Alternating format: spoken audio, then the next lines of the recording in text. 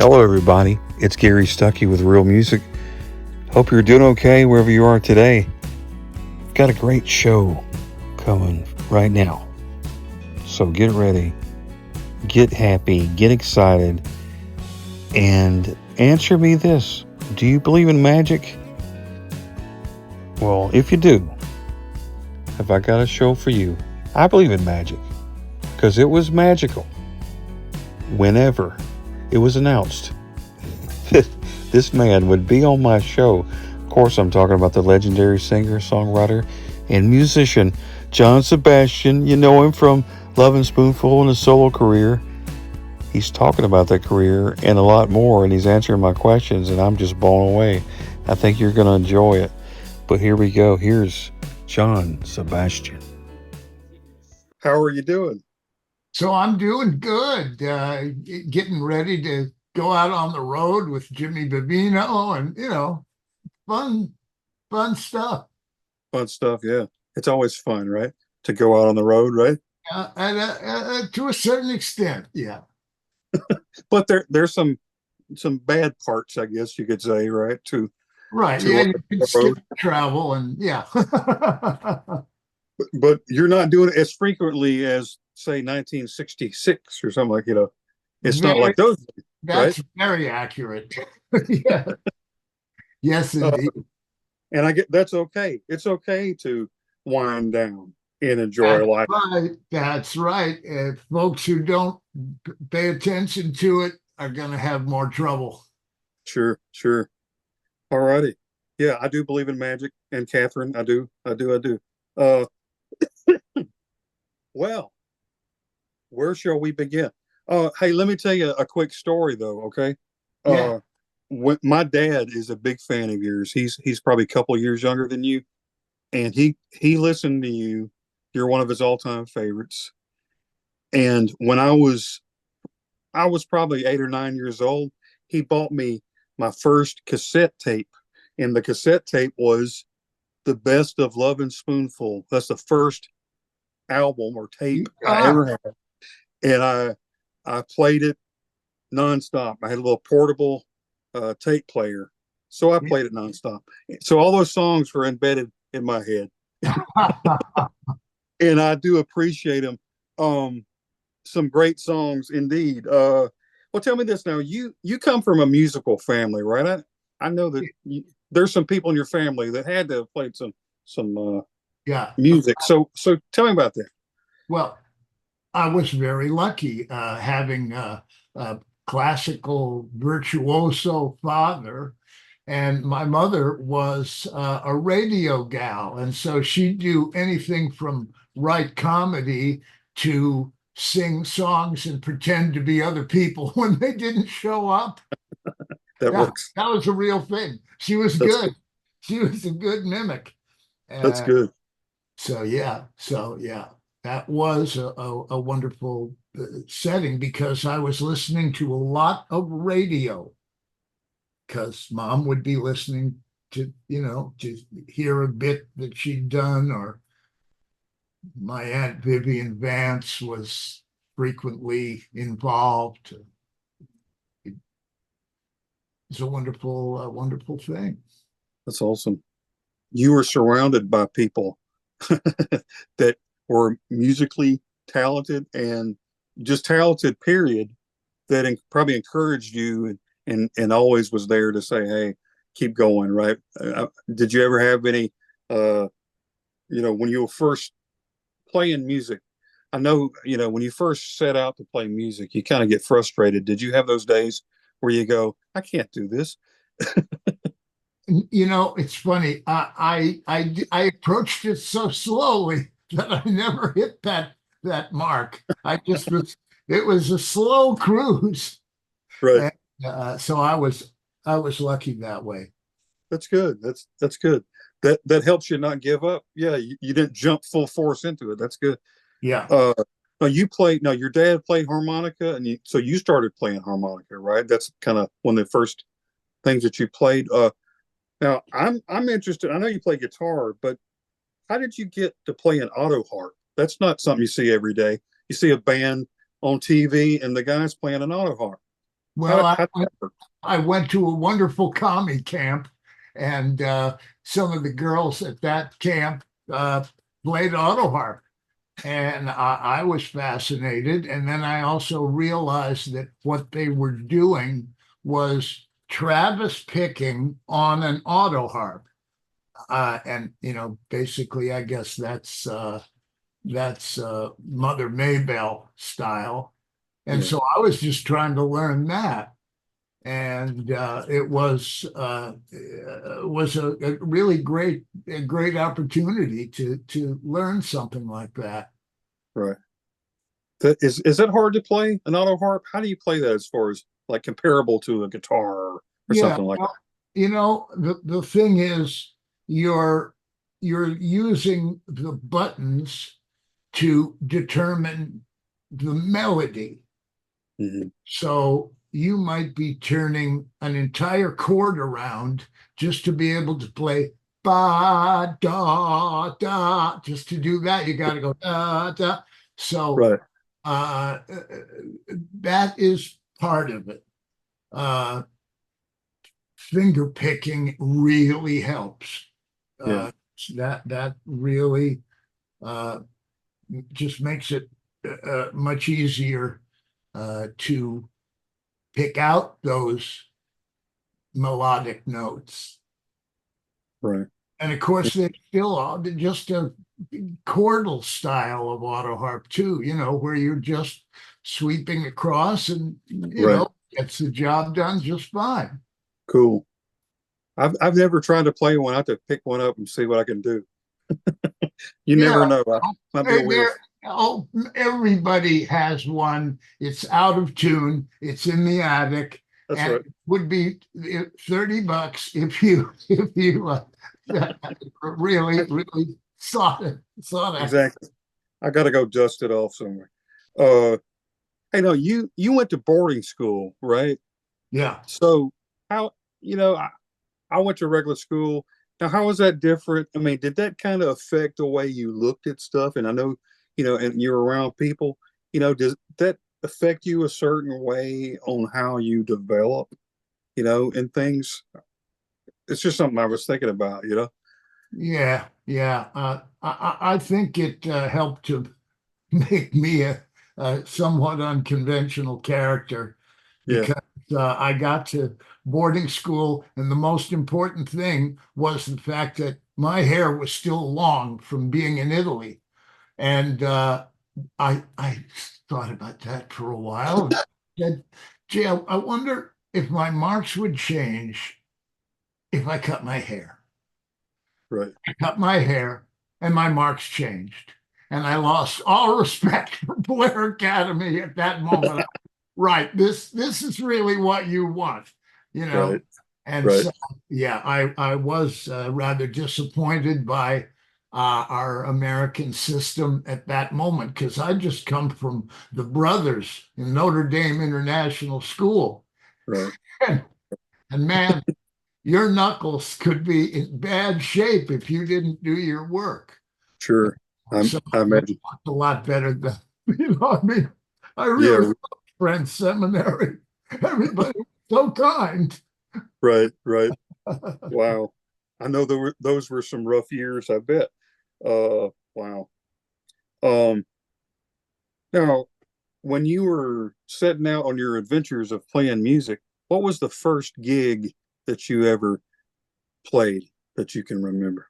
The first gig was I was at summer camp in New Hampshire, and there was a music store in Keene, New Hampshire, that I became kind of buddies with the guy that ran it. And it gave me permission to play stuff in his music store. And I was fooling around with the drums and this and that. And at one point, I'm working out foot pedals and all of that, which I had no idea. And the guy that ran the store said, "So listen, would you come along with us to the VFW hall. We're gonna do a little gig, and you could play drums. Wow. Yeah, nobody had ever told me I could play drums. He did. Yeah, and he did. He So did. yeah, so Noel was his name, Noel's Music Store, and Cool. he made it to close to 100, I think. A Oh wonderful wow. man. But he was absolutely the first introduction and the first invitation. Go ahead, sit down at the drums. That was the kind of invitation that was he couldn't do anything but just go with it. Well, I guess that really encouraged you to try, other instruments, or try harder at other instruments. I mean, but to sit there and play drums is not an easy task. I guess that really kind of, sparked something within you, I guess, right? To Yeah, have to be there, play drum. That's cool. so yeah. Awesome. Um, no, when you are out there and you're in different bands and you're playing, you know, and is this true that you turned down Bob Dylan, who wanted you to join his band? Did I read that right? Yeah, it sounds more dramatic than it really was. We were buddies. We were hanging out in the same cellars and basements in Greenwich Village at a Mhm. time when neither one of us could get arrested, and we're both trying to make a living playing harmonica. Right, And I was horrified because I said, "Oh my God, is this our high mark in right, Greenwich Village?" Uh, so anyway, that and I liked it that Bob took that with a touch of humor, and so it was maybe a year or so later that I was rehearsing with essentially the Lovin Spoonful, and the phone rings, on the wall. right. Yep. And I pick it up and said, "Hey, it's Bob. I was just wondering whether you might, I don't know, you might want to kind of go up. We're going to go on the road. Me and Victor, we'd be on the road. You could come along. I don't know if you want to do such a thing, but you could do that." And I said, Bob, the thing is, I've kind of committed to these other three guys. Right. We've written a few tunes, and I can't stop now. And Bob never called me again. Wow. Wow. Well, if he did, he would have said, "Hey, John, why'd you do that?" No, that was my Bob impression. I'm sorry. Yeah. Why did you do that to me? Uh, well, I mean, there are better things to do. I mean, hey, but do you ever go back and think of what might have been with Bob? I mean, in an alternate universe, there's a No, planet. no, no. I No? think I had an accurate impression of what would be, Oh yeah, and that would be that I would be a guitar player, not Bob's guitar player, yeah, my right, guitar player. It's a guitar player. It's right, kind of anonymous. yeah, I have dear friends who had the gig, yeah, and they weren't too enthusiastic about it. I mean, it's wonderful to play with a genius songwriter, sure, not taking away anything from that, but it's hard to be the king. You know, sure. I watched the guy, turn into this guy with sunglasses, and it was too bad. I was glad that I knew him before the sunglasses. You knew him when? Well, Yeah. well, but I mean, I guess that's easy to happen. If there's somebody you can tell is kind of going up a plateau, and they're going to outshine anybody that joins them. So there you are, you're writing songs and you're forming a band and you're singing. That's a good way to kind of get recognized in the music industry, right? When Yeah. did you realize that you could write songs and they sounded decent? There was a sculptor pal of my dad's, and he was the guy who said to my dad, "Hey, the kid sings kind of good. Hey, the kid's playing guitar kind of good." Right. And it was a kind of a moment for my dad. And to his credit, he said, "You know what? I might not have said this is a great musician right away, but I tell you what, I could tell he could tune." Yeah. Yeah. And I I ended up making my living for a year or two tuning classical guitars in a little Italian guitar shop. Wow. Yeah, it You got was to have an ear for yeah, it. man. But you also get to hang out with like oh boy, a lot of Italian guitar players, a lot of really good Oh, ones. yeah. Yeah. I'm sure you had a lot of Yeah. fun and some experience and listening and watching them play. I bet. Uh, Yes, absolutely. that's Yeah. got it. Wow. That had to be pretty cool. I don't know if you What? ever heard of Remo Palmieri. Oh, yeah. Palmieri was the NBC guitarist in New York City at the time that I was, working in the shop. Right. And Awesome. and it was just so amazing to hear a guy with that fluidity of jazz chords, and he could just go so wonderfully. It's amazing, the abilities. I've seen these guys play, that these Italian guitar players and just really anybody on a guitar that's really skilled. It just blows my mind. But you're not shabby. I'm just saying. I know you're not too shabby yourself.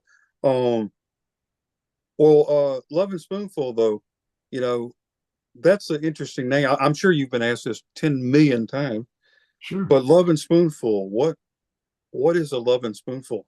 Well, Is it like, you know? John Hurt wrote a song uh, called uh, I Love My Baby by the Lovin' Spoonful. Uh-huh. And yeah, well, he would couch it very carefully when he sang it to young white boys, not to scare them too badly, but Right. really, it's a song about cunnilingus, and done in a humorous way, and with he had this wonderful style that was just so engaging, and there wasn't a woman in the room that wasn't smitten. And I mean, this man is 70 plus and he's worked his ass off Wow. his whole life, and yet he's still got a wonderful, vibrant quality. Yeah. Oh, What a yeah. man. Wonderful man. Awesome. Awesome. Um, well, so when you formed the band, you got together, did you know right away who everybody was going to be? And did y'all kind of mesh well? Did y'all get along when y'all first started? Or did you kind of look around and go, I don't know about this? So, in fact, it started very organically because it started one at a time. Um, I was pals with Cass Elliot. Cass Elliot invited me over to hear the Beatles on Ed Sullivan one day, and she said, "Yeah, and you're gonna meet you're gonna meet Ringo as well. Yeah, he'll be here." And I go, "Ringo is going to be at your apartment in Greenwich Village, and also at the Ed Sullivan Theater." Okay, so this it, I open the door, and there is indeed a very Ringo-like tall Jewish guy who has the Ringo hair and the Ringo nose and so on. And we just sat down and we were both accompanists to folk groups at the time. So we always carried our guitar. We never left it. So each of us had an instrument, and we sat there and watched the Beatles and sort of played along a little bit. And now we're all uppity. We're going, oh, come on, man, that's just Carl Perkins rehashed. What is, you know? And so I think it was fun to take the Beatles light. I think that helped us to kind of get to be pals. And and really it was the dawn of what would be the Spoonful. Right. And yeah. And you were talking about Ed Sullivan. I love seeing the clip of you and the guys on Ed Sullivan. Do you believe in magic? And the clothes are changing, right? Is it? Yeah, yeah. And some exciting times. What did that mean for you to be on that show? Because, you know, it's one thing to see the Beatles on there, but then for you to be on there, how did that make you feel? You had to be. It meant everything to us. And the thing that really took us by surprise, we were ready for go on the Ed Sullivan Show. Ed Sullivan doesn't care, man. What does he know about American music? Yeah, you know, guy, he's, you know, kind of dated and blah, blah. We get there. We get ready to do the introduction to perform. Right.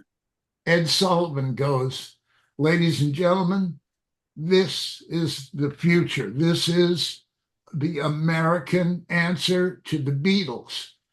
And as the camera goes to us, in some versions I've seen, you can see us go, like, I was so amazed that he gives an S, you know?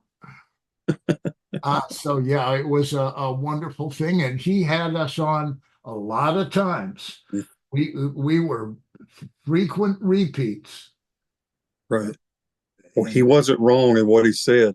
I mean, he nailed it. He did know his stuff, and he knew that y'all would be, the American version, and he sure nailed it. But yeah, so after 4 or 5 times on there, you probably thought, no big deal, right? Yeah, right. No, you don't get that way that fast. Or at least not the Spoonful. I would hope not. Wow. Now, talk about the Beatles and all these bands like Rolling Stones, or just, even like the Rascals, did you compare yourself? Did you ever look at them and go, well, this is us, and was there a competition, or was it friendly? Absolutely. It was a real competition. I was glad it happened.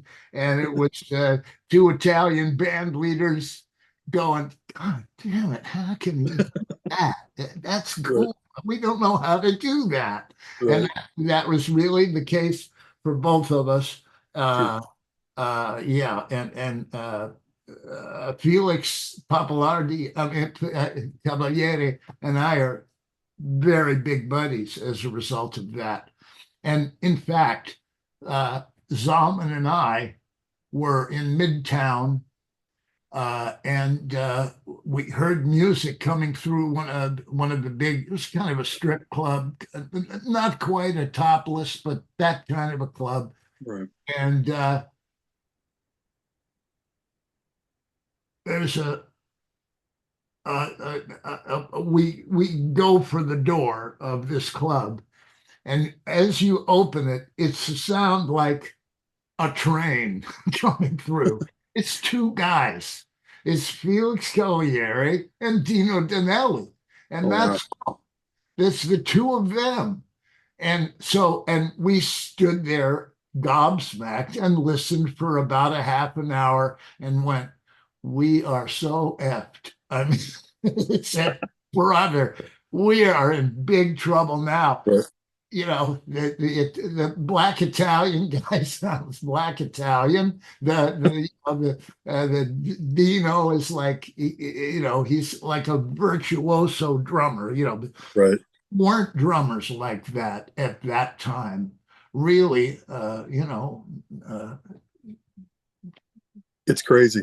Yeah, how good, you know, and that's another thing I think about is there wasn't like there were bands to pattern yourself. I mean, there was probably you pattern yourself a little bit, but y'all were new bands doing your thing. It was like there was years of rock and roll to experience. It's like y'all showed up on the scene and y'all became this band that had a certain sound, a certain style, and the songwriting, which, like I told you earlier, I listened to that cassette player in those songs.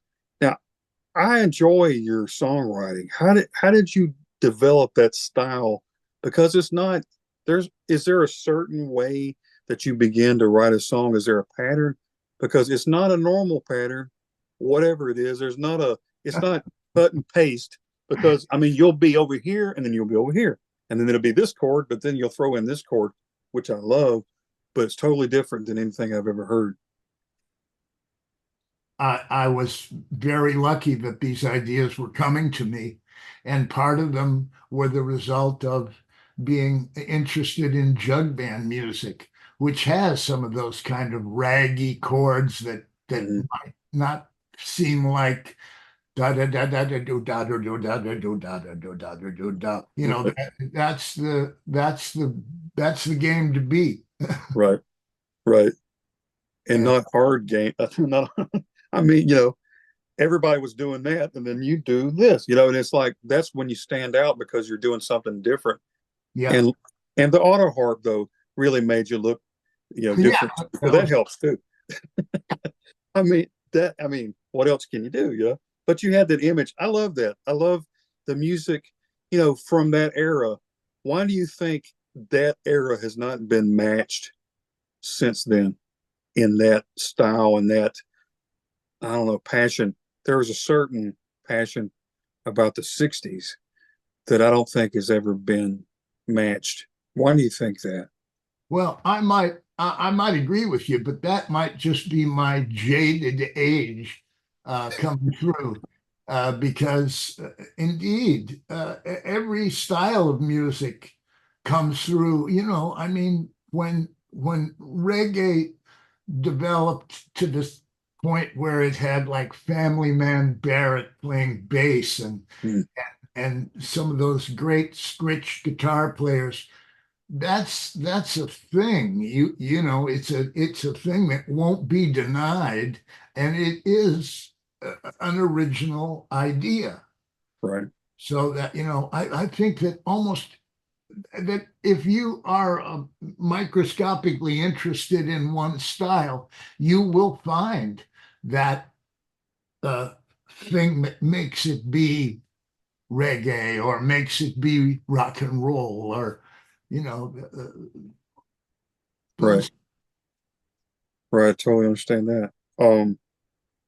And when you're writing the songs back then, did you have a dry spell?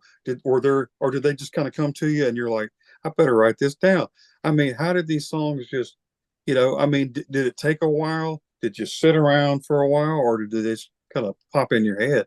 Well, I've had all kinds of songs Mhm.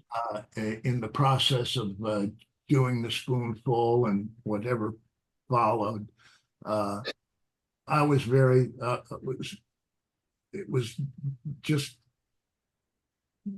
very straightforward. Usually, songwriting comes from imitation, Mhm. and I think uh, James Taylor had a great comment about it. He was saying, so yeah, here's how you write a song. Pick a song you like,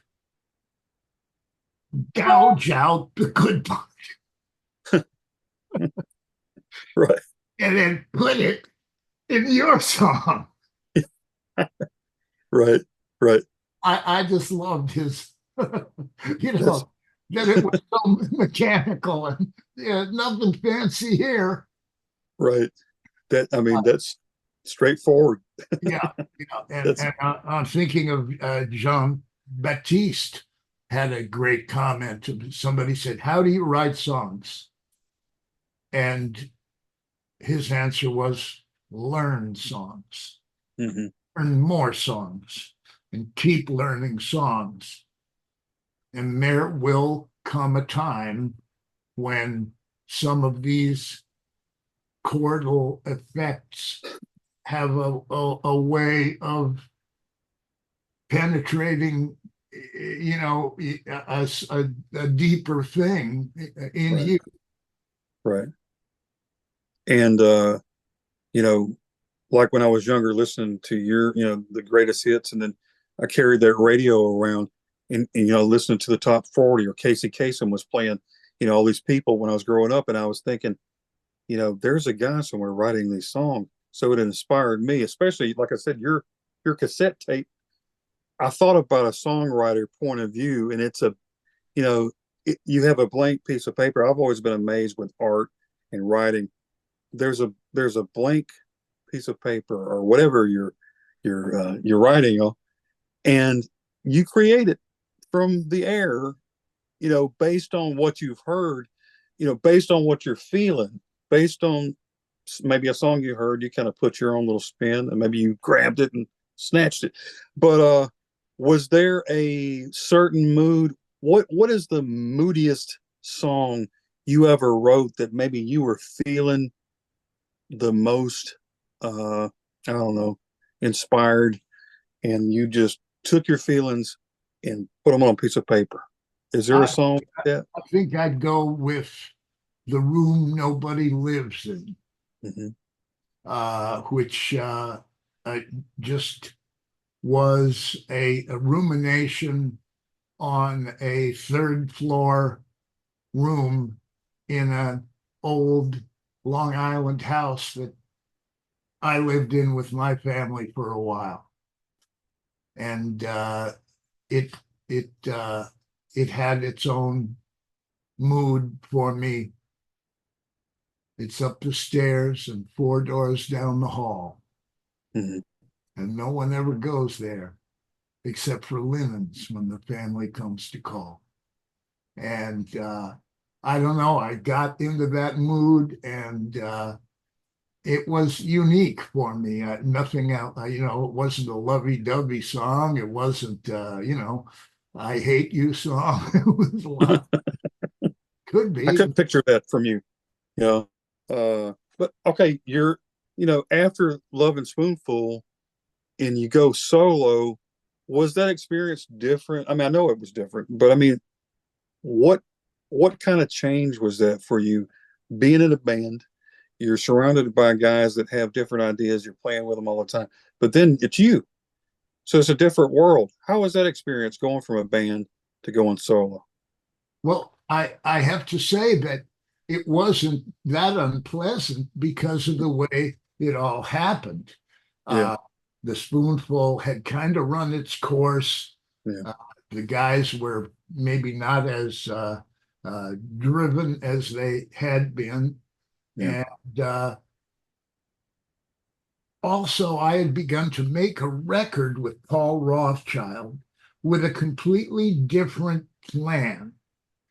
Whereas we had even said this out. Okay, so the old plan was everything we do with these four guys. Hmm.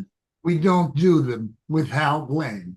We don't do them with the Wrecking Crew. Right, We're our own guys, and we're our weird, creepy selves, and that's right. what you get. So, and that felt very good. Yeah.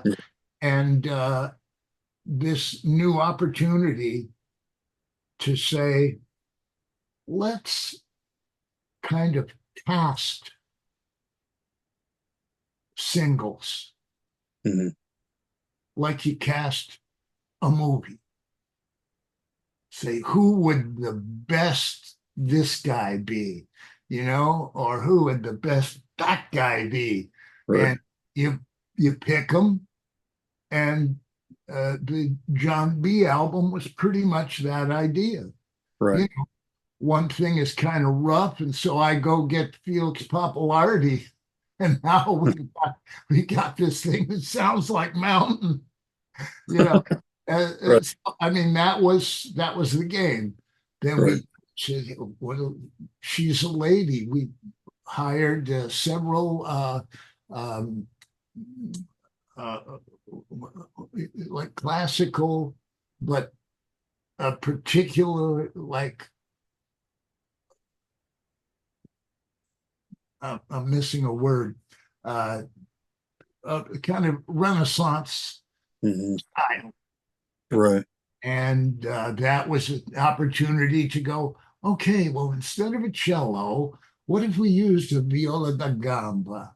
Right.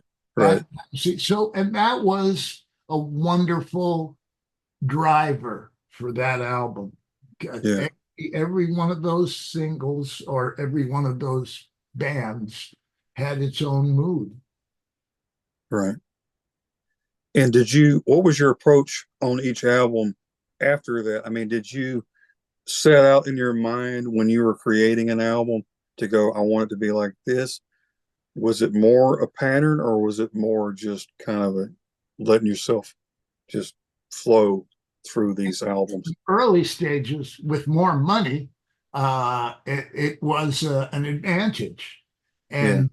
And at later times, when I was wildly out of style, I would have the opportunity to do something maybe that, okay, we're doing a commercial, but we have a little time left at the end of the commercial.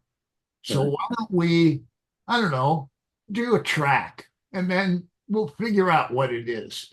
And that was Tarzana Kid. There was a lot of stuff on that just sort of came out of trying to make something out of something. Well, tell me this now. When I was very young, and there used to be a show come on called Welcome Back Kotter, and there was a theme song, which I loved.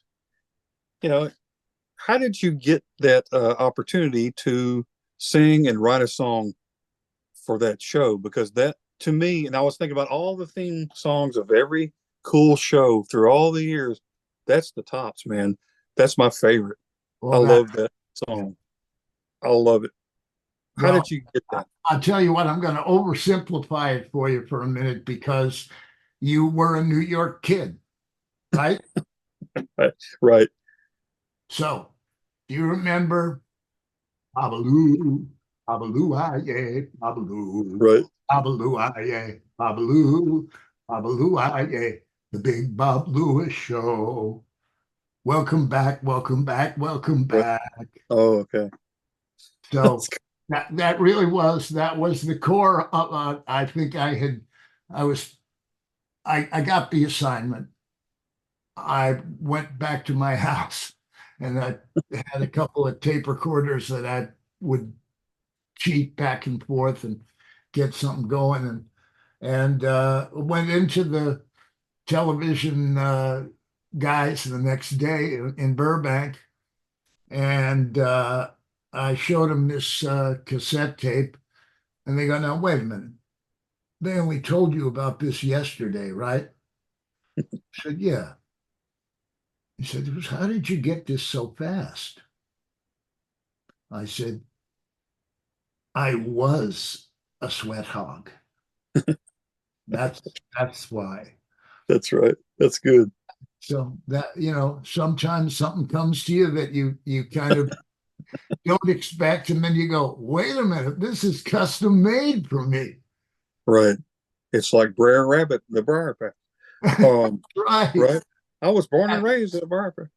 Well, that song though is so catchy. But what I like about it is, the heart of the song. It really, to me, it just kind of just paints a picture of what's happening in the show. he's coming back to his old school, and it's just, and everybody's excited about it.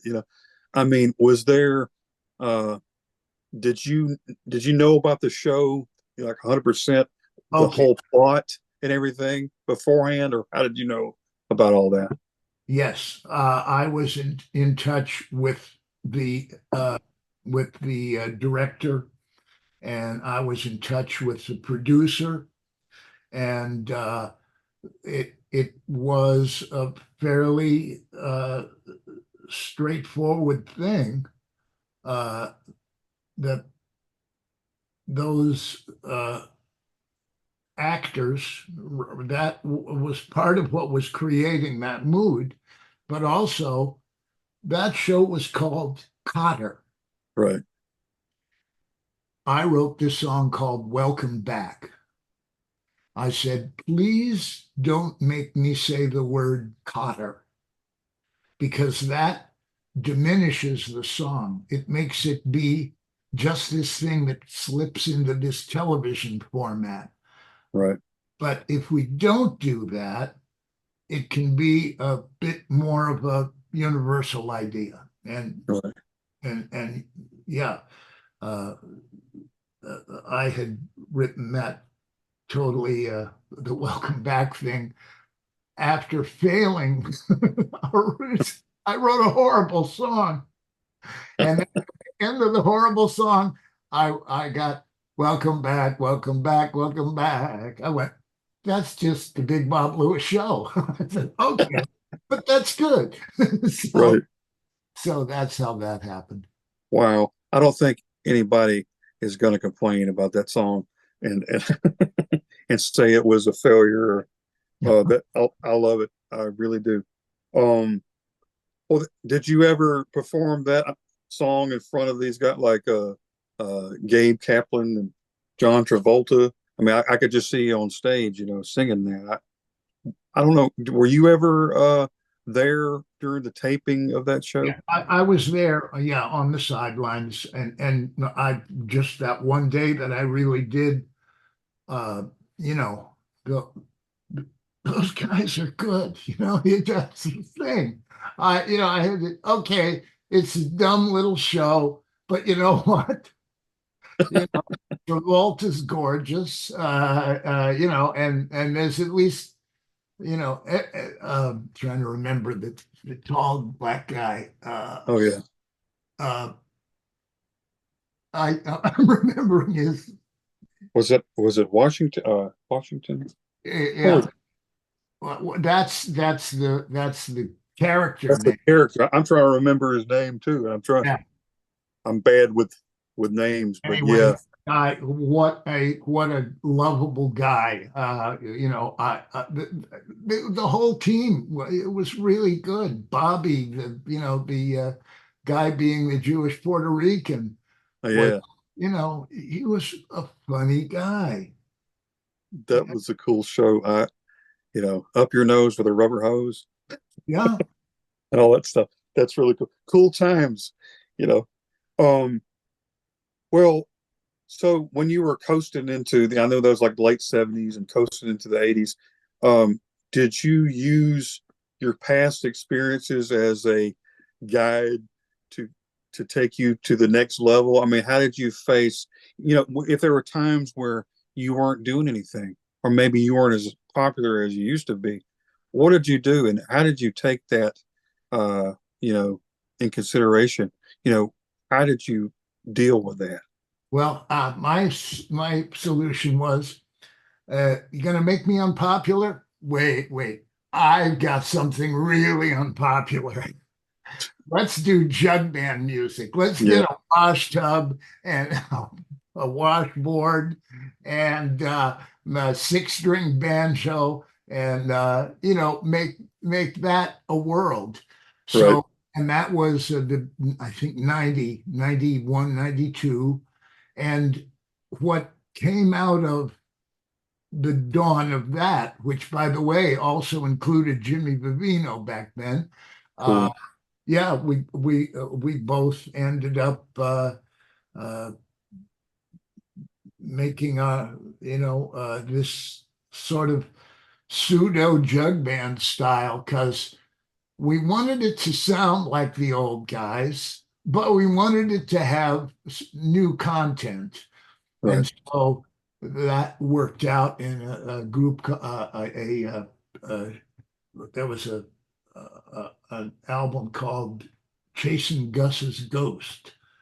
And that was all about Gus Cannon, guy that wrote Walk Right In. Yeah. Cool. And so we were big fans, and that was several years because then we hooked up with Yank Rachel, a genuine jug bander, Cool. a genius mandolin player, Yeah. and that was a project, and we ended up doing a couple of jug band albums, and most of them would have like 50-50 real old stuff and stuff we were picking up to sound old. Right. And that's fun. That sounds like fun. I mean, it sounds like everybody is having a good time. And I know everybody, all the fans were loving it. Yeah.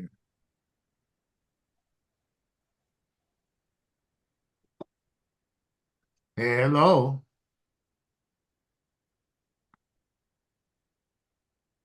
Okay. Are they calling? Yeah. Is that your cue to? Hello. Yes. Hi, Chris. I'm doing an interview. Let me give you a call in a little bit.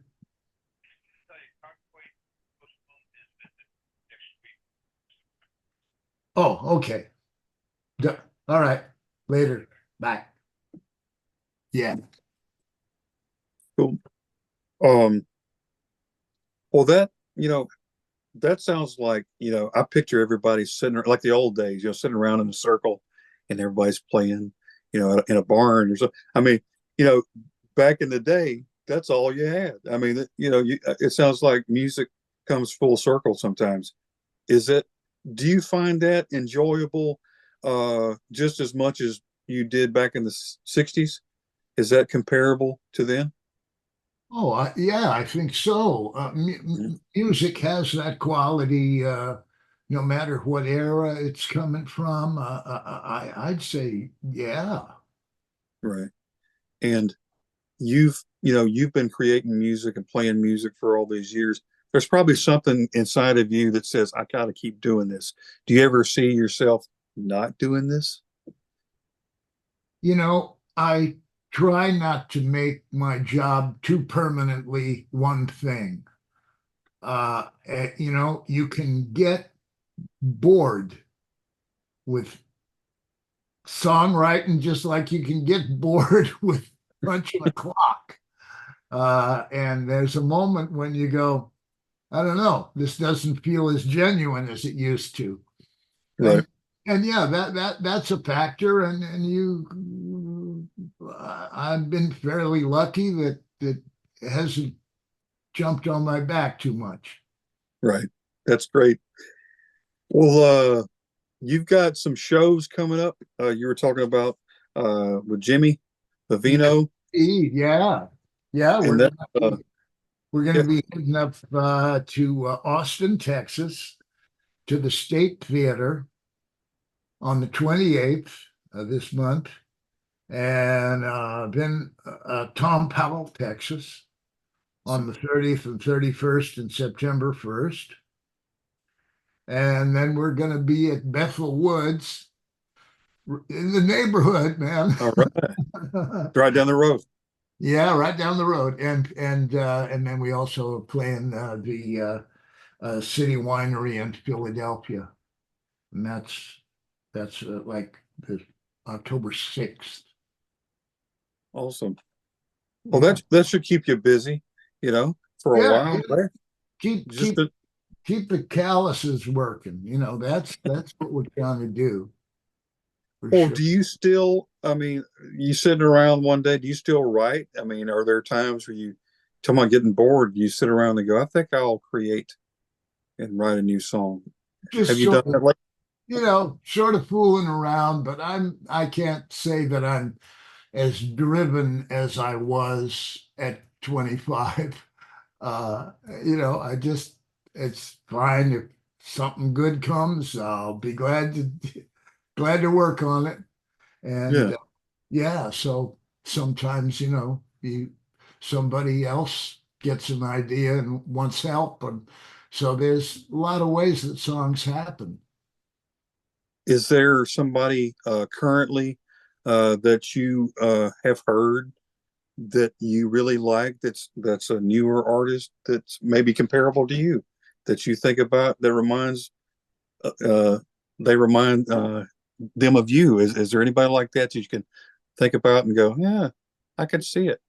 Well, I mean, not to flatter myself, but John Prine Uh, uh, has always been a big advocate of Mississippi John Hurt, and oh that's yeah, the things that drew me to him, and right. so and also his wonderful, skillful songwriting. So, I mean, that's somebody that I admire. That's somebody I look up to. Hmm. I can't, songwriters, it's hard to compare them sometimes. Uh, Right. and, but I think I'm a lucky guy in that I got to play with Brian and a couple of these really cool guys, and Lowell George. I mean, write songs with Lowell George. Yeah, That's uh, pretty awesome. yeah. Well, well, the Rock and Roll Hall of Fame induction, that's got to be another highlight of your life. That's had to be an exciting moment for you. How No, did you feel? Or no, no? No no, big deal for you. no, no, no. That it could have been a big deal, but they were very anxious to get us. Let's get rid of the spoonful. We'll hurry along now, fellas. I said, gee, the bass drum pedal broke during the song. Do you Wow. think we could do it again? Oh no, that's okay. We'll fix it in the mix. We'll put a bass drum on it. That's how the spoonful was treated. Wow. Yeah. So no, and I was my niece is in Cleveland. I go there now and then, and so at the time or two I've gone and taken a look. Man, it's like the spoonful never existed Really? It's well, you because know, it's not the same volume. It's yeah. not the same. Uh, you know, we I don't know. Well, it's I do know this. They've kind of treated others kind of, bad, and uh, there's a lot of groups that haven't been in there inducted yet, but then they're inducting people that aren't even rock and roll artists. So it's kind of like it kind of turned into, a joke, but not to take away from people that have been inducted, because to me that's a big deal. I mean, in my eyes, Yeah. but not how they treat you. That's a different world. It's a different world. Here's Uh, here's my little pencil sketch of the Rock and Roll Hall of Fame. They say, oh, and now that you're going to be a member, they're going to have somebody to induct you. And who would you like to have induct you? I said, Fats Domino. Done. We want Fats. Oh no, you see that? We don't have the older people. We want the younger people that are affected by the wow. whatever. You Right. get the idea. Well, that would have been. I would have said, well, goodbye. I mean, that's the least they could have done for you, is let the guys that have put in all the work, Sure. that deserve all that stuff. No, It's a big deal. and not to denigrate John Mellencamp, who I thought did a really great sarcastic introduction for us. But it's the difference of Fats Domino. And I know Johnny would say the same thing. Yeah. I know he would. I Yeah. know he would. Wow, I did not know that. That's an interesting story. Um, well, I thank you for talking to me today. I won't keep you too long. I'm just glad we survived the whole connection thing and overcoming the technical issues. That was an Yeah, adventure. that was horrible. No, that was horrible. Hey, And it's one of the things that happens to me fairly frequently. And it's technology. It happens a lot. I mean, that's just part of it. It's part of yeah, kind of it, like life, it's like you got to deal with that to get to the cool stuff. But let yes, me say, I that's want right. to say I appreciate you taking your time. When I heard I had the chance and opportunity to talk to you, when I think of legends, you are definitely one of them. I mean, there's Elvis and there's John Sebastian. And Oh, let's not draw too straight a line there. I'm just saying. No, but I mean, I can't think. I mean, I'm thinking of people, and there's a bunch, of course, from that era that we all love. But man, you represent that era so well.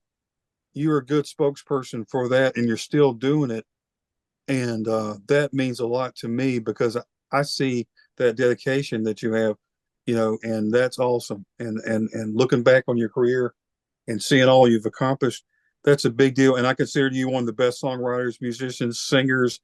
You know, you covered it all, and that's not easy to do in one guy.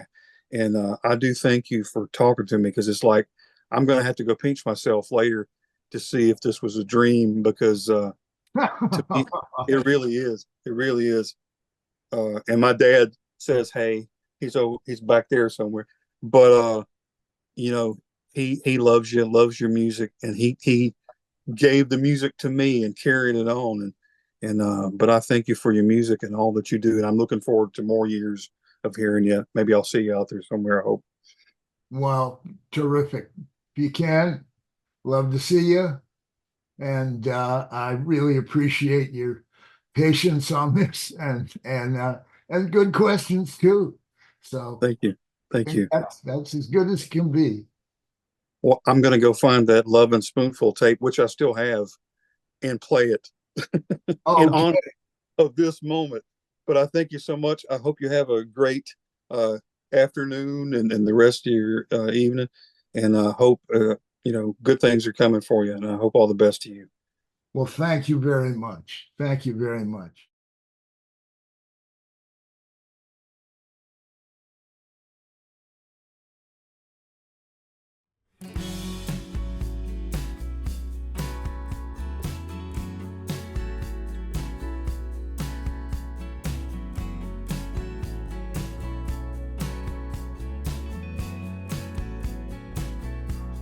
There he is, the legend, John Sebastian. Still can't believe I talked to him. But hey, check him out in concert with Jimmy Vivino. Hopefully you'll get to see him near you. He's got some dates coming up. He mentioned them, and maybe you'll get that chance. And if not, you can go back and listen to his music and smile because he's got a ton of those songs that's already available for you to enjoy anytime you get ready. And man, so awesome.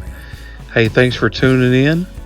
And until next time, always remember to keep the music real.